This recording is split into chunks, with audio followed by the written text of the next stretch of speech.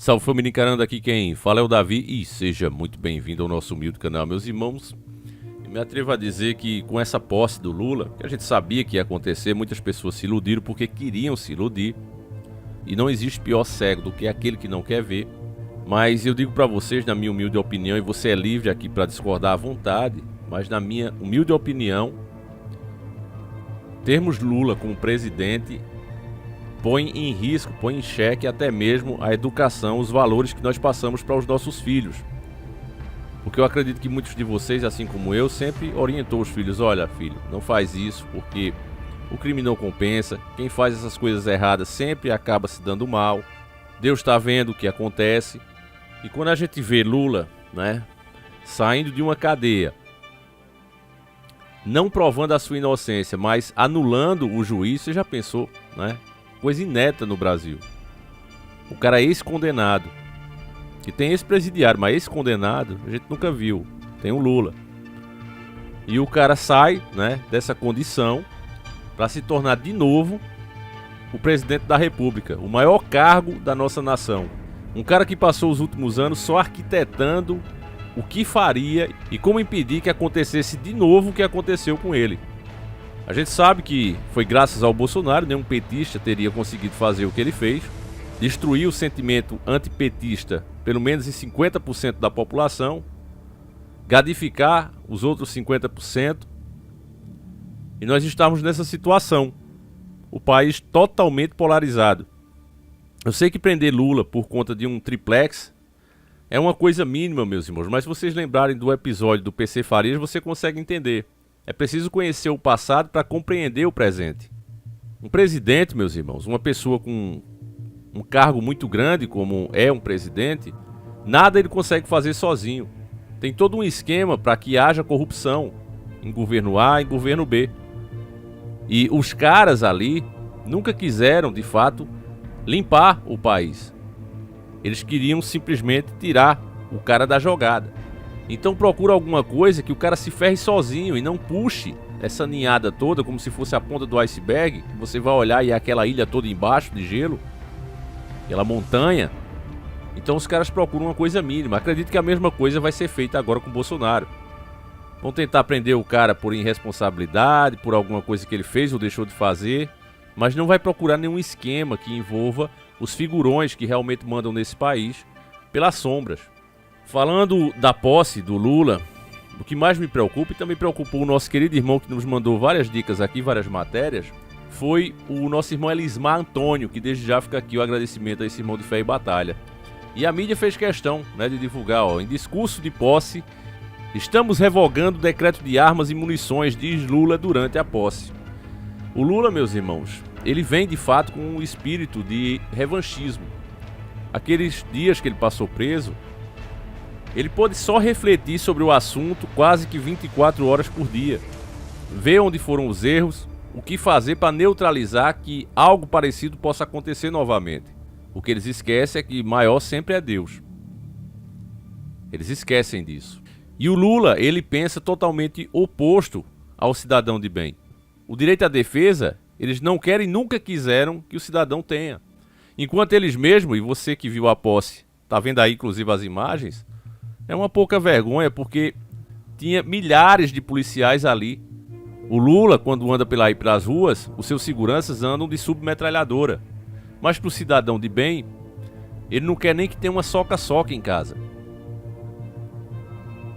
Nós sabemos que o Estado é omisso, nós sabemos que nós não temos policiais suficientes para prestar realmente segurança, ainda mais com a marginalidade do jeito que é no Brasil, com as leis que tem.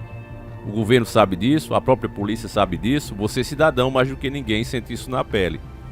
E mesmo assim ele não quer a defesa do cidadão, porque a visão dele é oposta à de um cidadão de bem.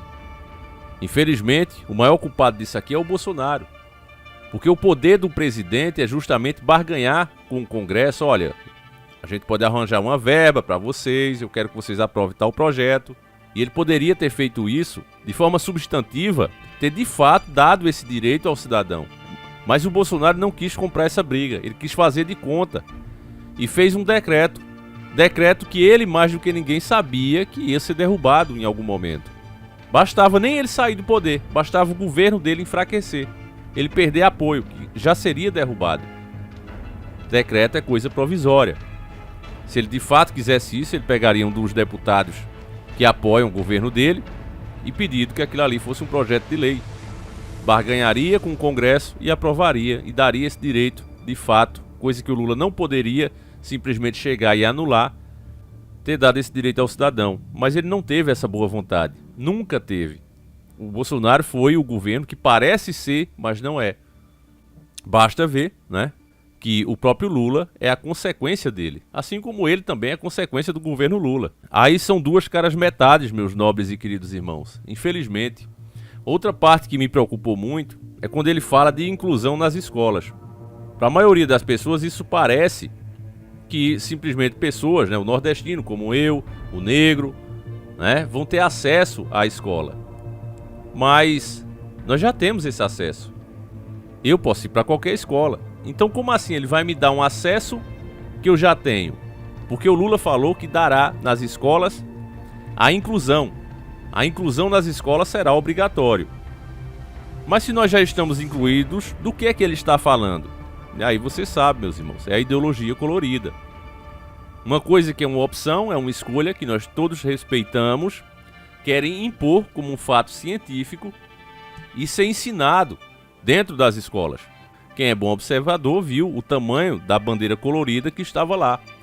O Lula, meus irmãos, sabe que provavelmente, talvez ele nem termine esse mandato. E ele quer fazer história. E ele falou isso. Um representante dele disse que o Lula já tinha comunicado a eles que esse governo dele era para fazer todas as diferenças que ele não fez no último governo. Afinal de contas, ele mesmo pensava ainda em ser presidente. Agora acredito que ele só voltou porque o PT sabia que ele era o candidato necessário para fazer frente ao Bolsonaro. Então, já estando velho e sabendo que esse é o último mandato, meus irmãos, ele pode fazer coisas que ele não teve coragem das primeiras vezes. E agora, ele está aí para isso. Para o tudo ou nada. A forma que ele já está iniciando o governo demonstra isso. Não adianta a gente se iludir.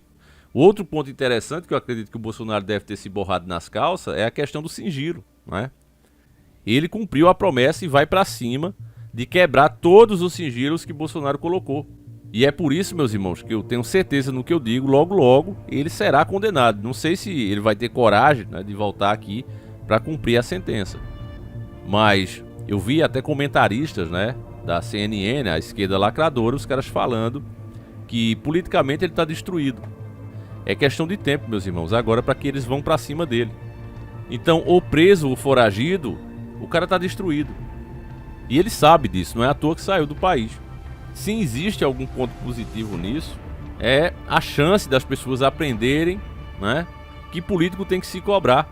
E se nós estivermos divididos, nesse momento, diante do pior governo do país, que foi o PT, sempre foi o PT, meu caro irmão que está vendo esse vídeo, que ainda está iludido, mas Davi, na época que o PT governou, as coisas eram melhor.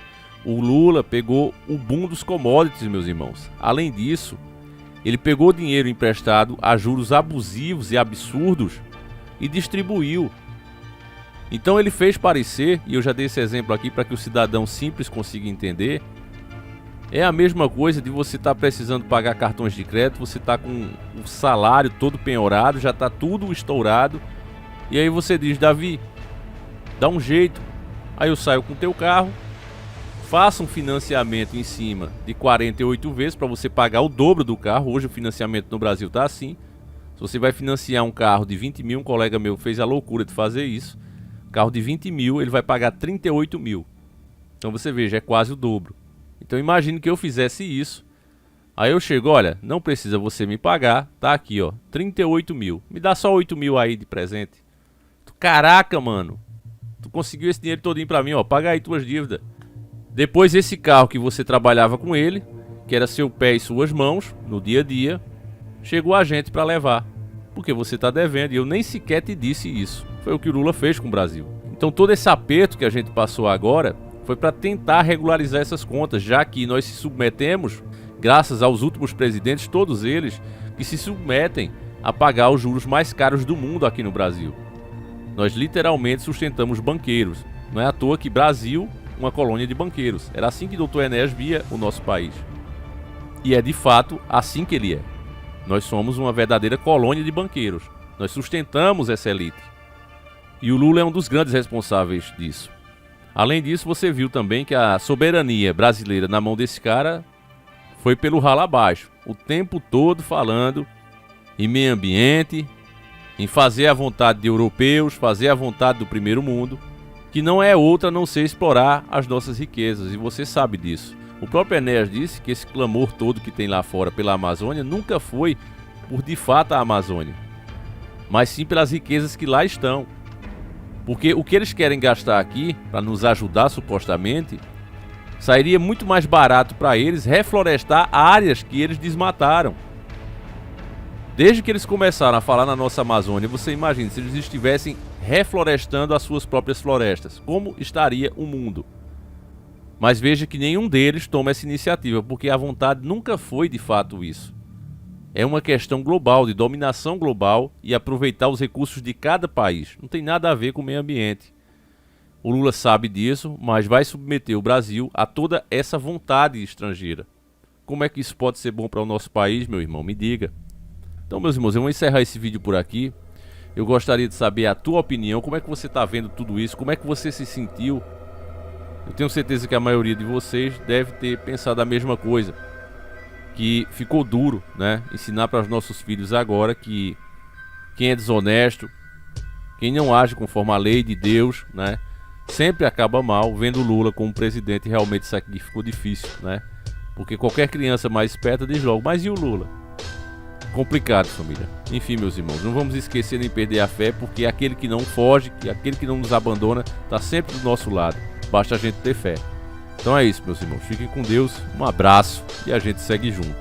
Fui!